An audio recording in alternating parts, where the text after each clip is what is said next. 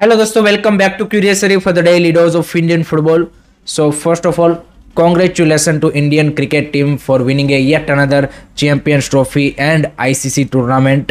So आज की video की शुरुआत करनी है एशिया के दो राइजिंग फुटबॉलिंग पावर हाउसेस के बारे में कि जो अपकमिंग ईयर्स में हमें एशिया में डोमिनेट करते हुए दिखेंगे, जिसमें से one of them is Uzbekistan, जिसके बारे में हम सब कोई बात करते हैं, and another one is Indonesia guys. And Indonesia के बारे में जो लोगों का परसेप्शन है, पर्टिकुलरली इंडियन फुटबॉल फैंस का, वो यही है कि वो भाई नेदरलैंड से अपने ओरिजिन प्लेयरों को लेके आके उन्होंने यहाँ पे अपनी टीम को बेटर कर दिया है एंड वही उसकी यहाँ पे क्या बोलते हैं कि सक्सेस का राज है। बट बिल्कुल ऐसा नहीं है। अगर आपको as a footballing powerhouse develop करना है तो सिर्फ आप अपनी नेशनल टीम के ऊपर फोकस नहीं कर सकते। You have to work on all the front and Indonesia वही कर रहा है।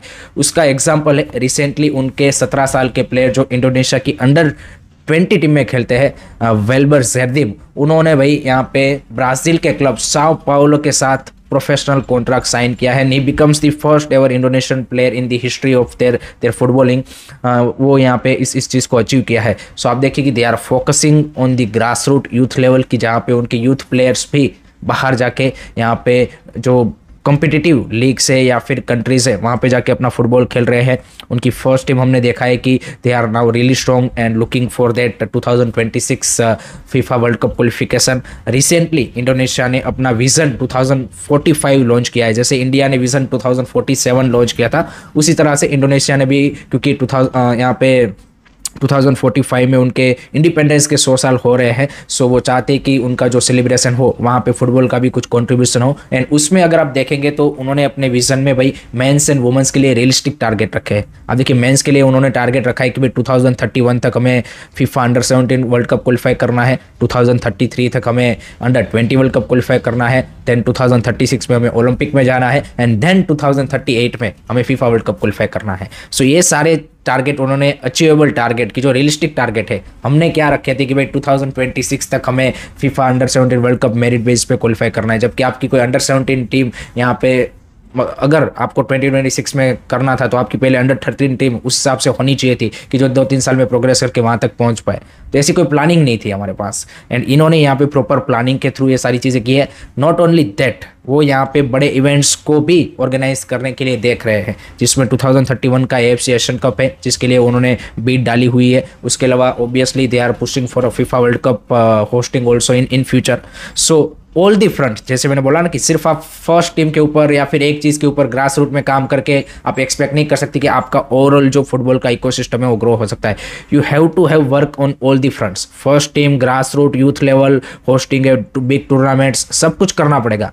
तब आप जाके बोल सकते हो कि that's the overall football development in Indonesia is just doing that thing. So I think this is the perfect exam for India to replicate, और यू कैन से कि यहाँ पे उनसे कुछ सीखना चाहिए, वहाँ से पॉजिटिव पॉइंट लेने चाहिए। क्योंकि काफ़ी सारे फैंस मानते हैं कि वे नहीं just they are bringing a OCI player, no, they are working in every front. So that's the story with the you can say कि इंडोनेशिया। लेट होप सो हमारे जो यहाँ पे स्टेक होल्डर्स फैंस है वो भी इस बात को समझे, जाने, कुछ वहाँ से सीखे। आपके क्या ओपिनियन है, आपके क्या थॉट्स है, कमेंट सेक्शन में ज़रूर बता दीजिएगा। Before moving to the next update, अगर आपको इंडियन फुटबॉल के किसी भी मैच का live score, updates, code analysis या फिर यहाँ पे क्या बोलते हैं कि लाइनअप, स्टेट्स, जो कोई भी यहाँ पे अप टू डेट इन्फॉर्मेशन चाहिए तो उसके लिए भाई do check out SofaScore application. Link मैंने कमेंट में पिन किया हुआ है, उस लिंक पे जाके इस एप्लीकेशन को डाउनलोड कीजिए, आपको हर एक मैच का अप टू डेट स्कोर मिल जाएगा। So do check out SofaScore application.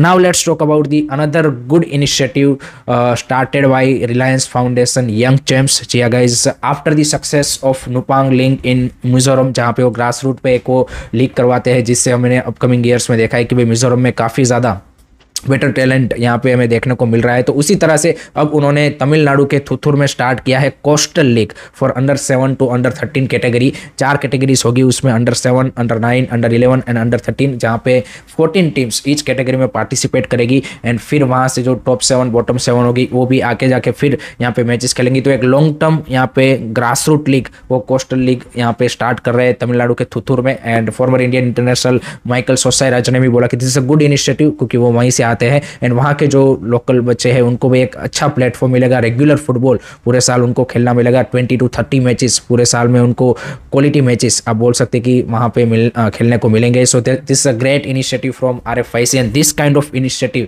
We need in Indian football at the grass root level. जिस तरह से उन्होंने नुपांगलिंग मिजोरम में की है या फिर अभी जो है कोस्टल लीग स्टार्ट कर रहे हैं, इस तरह के यहाँ पे प्राइवेट सेक्टर के जो यहाँ पे कॉर्पोरेट हाउसेस है they need to take this initiative, because state FS से या फिर AFF से कोई उम्मीद रखना कि इस तरह के टूर्नामेंट वो क्रिएट कर पाएंगे, वो हम सब ने देख लिया है कि भाई इतने सालों में वो नहीं कर पाए हैं। सो इन तरह के यहाँ पे जो प्राइवेट कंपनीज है उनसे हमें उम्मीद लगानी पड़ेगी कि वो आके इस तरह के अगर इंडिया के डिफरेंट पार्ट्स में इनिशिएटिव लेंगे and grass root and youth level पे काम करेंगे, then we can expect something. Otherwise तो रियलिटी हमको पता ही है या फिर हमारी जो हालत है वो हम सबको पता है। So great initiative from RFIC to start coastal league in Tamil Nadu थुथुर। लेट मी नो गाइस आपके क्या थॉट्स है, कमेंट सेक्शन में ज़रूर बताइएगा।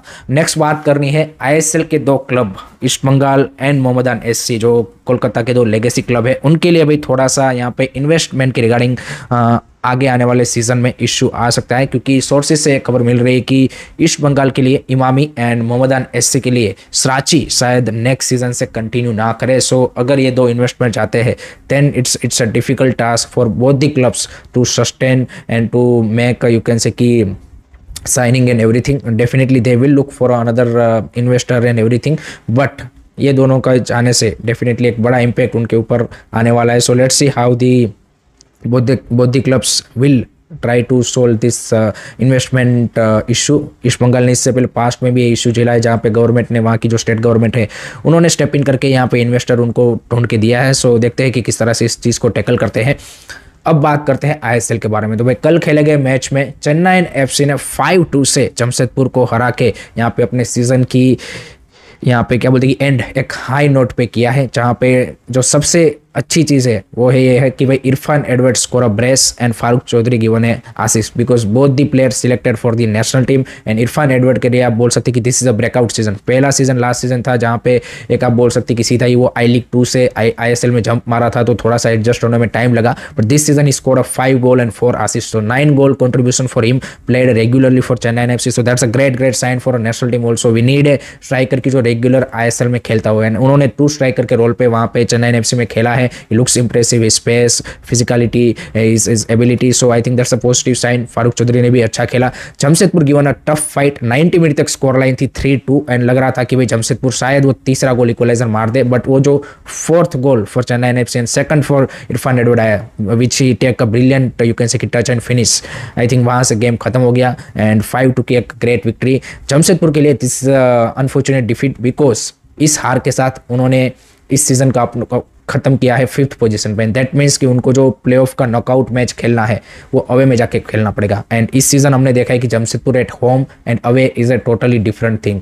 होम पे उनको जो फैंस का एक एडवांटेज रहता है, जिस तरह से सपोर्ट रहता है और जिस तरह से उन्होंने होम मैचेस खेले हैं, it's a very tough team to beat. So I think Khalid Jamil की टीम के लिए जो प्लेऑफ का मैच है अवे में, आई थिंक वो एक डिफिकल्टी बन सकती है, क्योंकि लास्ट जो ये 2 मैच उन्होंने हारे वो कहना कि उनको 3rd या 4th पे फिनिश करने का जो चांस था वो कोस्ट कर गया। सो अब ये डिसाइड हो चुका है कि North East and Bengaluru FC will finish as a 3rd and 4th। यहाँ पे अभी उसमें चेंज हो सकता है क्योंकि बेंगलुरु FC का एक मैच बचा हुआ है। सो बेंगलुरु अगर वो जीत जाता है या फिर ड्रॉ भी कर लेता है, they will finish on then 3rd and North East will finish then on 4th। Otherwise North East will finish 3rd and BFC as a 4th। so 3rd and 4th वाली टीम डिसाइड हो चुकी है। That means north east play their home match, Bengaluru will play their home match in play of knockout and अब 5th पे जमशेदपुर है, 6th पे देखना है कि ओडिशा होती है या मुंबई सिटी होती है। तो ये चीज़ें यहाँ पे डिसाइड हो चुकी है। लेट्स सी अब यहाँ पे प्लेऑफ में किस तरह से फिक्सर सेटअप होता है एंड किस तरह से टीमों की परफॉर्मेंस रहती है। आपके क्या थॉट्स है, आपके क्या ओपिनियन रहे इस मैच के बारे में, ओवरऑल प्लेऑफ के सिनेरियो के बारे में, कमेंट सेक्शन में जरूर बताइएगा। नेक्स्ट उसके बाद बात करनी है I-League के बारे में। तो I-League में भी अब टाइटल रेस क्लियर होती हुई दिख रही है आफ्टर यस्टरडेज 2 रिजल्ट, जहाँ पे फर्स्ट मैच में रियल कश्मीर ने 2-1 से हरा दिया है आइजोल FC को एंड विद दैट विन वो 3rd पोजीशन पे बने हुए हैं, just 2 point behind from the Churchill brother and Inter Kashi and remaining 4 matches में that 2 point gap can be fulfilled या फिर उसको फिल किया जा सकता है। ऑन दी अदर साइड जो रिजल्ट आया वो ये आया कि गोकुलम केरला ने 3-0 से हरा दिया है यहाँ पे राजस्थान यूनाइटेड FC को।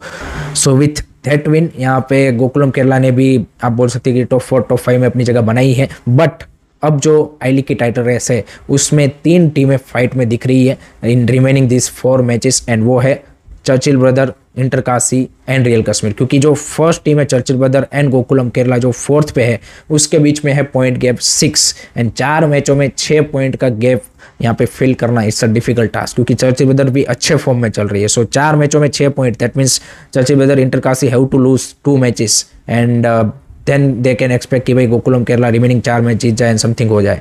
सो I think it's now looking more clear कि भाई आपकी जो टॉप 3 टीमें हैं Kashmir, Real Kashmir, Inter Kashi and Churchill Brother, इन तीनों में से कोई ही एक यहाँ पे आई लीग का चैंपियन बनेगा एंड आईएसएल में प्रमोशन लेगा। So that's the scene regarding I league.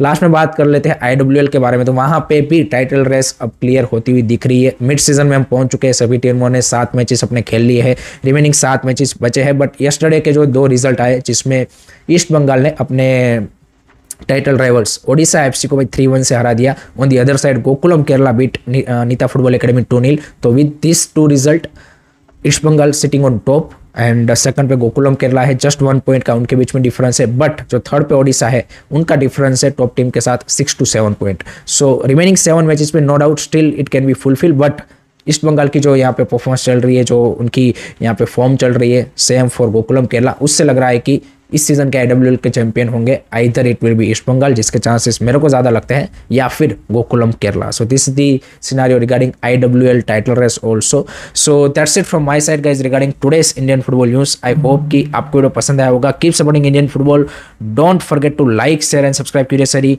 जय हिंद, जय भारत।